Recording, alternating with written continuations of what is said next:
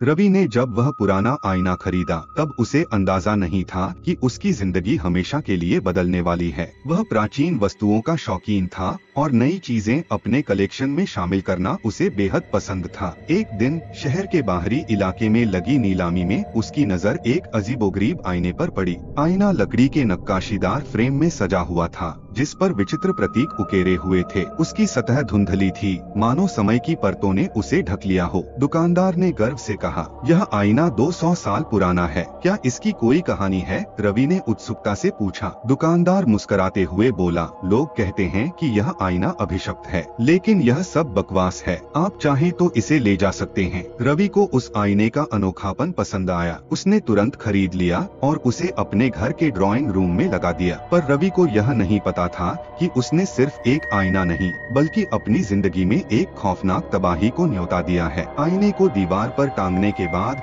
रवि देर रात तक टीवी देखने के बाद सोने चला गया। कमरे की लाइट बंद कर वह जैसे ही बिस्तर पर लेटा, उसे ऐसा महसूस हुआ जैसे कमरे में कोई और भी मौजूद है। उसकी नसें तन गईं। उसने चारों तरफ देखा पर वहाँ कोई नहीं था। शायद यह मेरी थकान का असर है, उसने खुद को समझाते हुए आंखें बंद कर ली। लेकिन अगली सुबह जब उसने देखा कि आईने की सतह पर कुछ अजीब निशान बने हुए हैं तो वह थोड़ा असहज हो गया। उसके बाद से अजीब घटनाओं का सिलसिला शुरू हो गया। कभी कभी रवि को लगता कि आईने में उसकी परछाई उससे अलग हरकतें कर रही है। कभी आईने के पास से गुजरते हुए उसे ऐसा लगता कि कोई उसे घूर रहा है। एक रात रवि सोफे पर बैठा टीवी देख रहा था। तभी उसने महसूस किया कि आईने में कुछ हरकत हो रही है। उसने ध्यान से देखा तो उसकी परछाई सामान्य नहीं लग रही थी। वह अजीबोगरीब तरीके से हंस रही थी। उसकी आंखें खून से लाल थीं और वह रवि को भेदती हुई देख रही थी। रवि ने घबराकर अपनी नजरें हटा ली, लेकिन आईने में वह चेहरा अभी भी मौजूद था। डर के मारे उसका गला सूखने लगा। यह सब मेरी कल्पना है,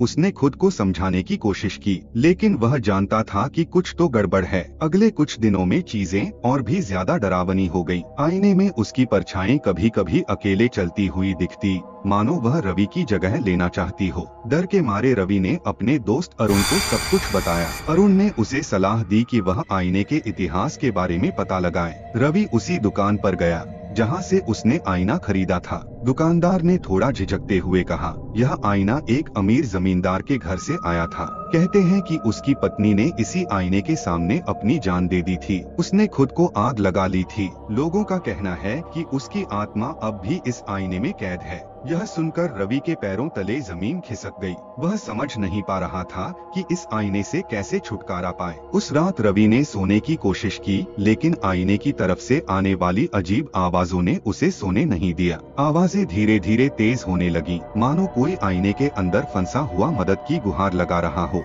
डरते डरते रवि ड्राइंग रूम में गया। जैसे ही उसने कमरे में कदम रखा, आईना अचानक चमकने लगा। उसकी सतह पर धुंध इकट्ठा हो गई और फिर एक आकृति उभरने लगी। वह एक महिला थी, सफेद साड़ी पहने हुए। उसके बाल बिखरे हुए थे और उसकी आंखें जलती हुई अंगारे जैसी थीं।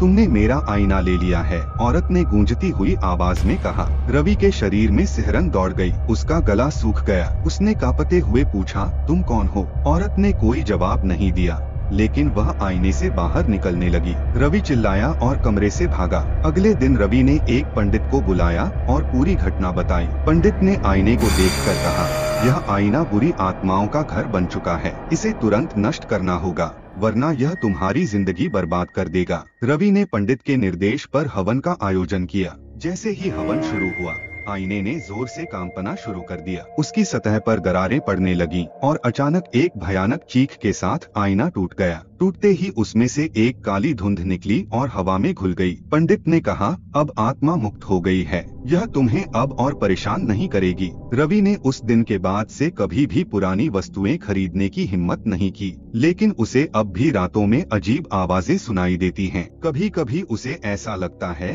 कि आईने की वह परछाई अब भी कहीं न कहीं उसे देख रही है। क्या वह आत्मा वाकई मुक्त हो गई थी, या वह अब भी रवि के आसपास भटक रही थी? यह सवाल रवि के लिए हमेशा अनसुलझा ही रहेगा।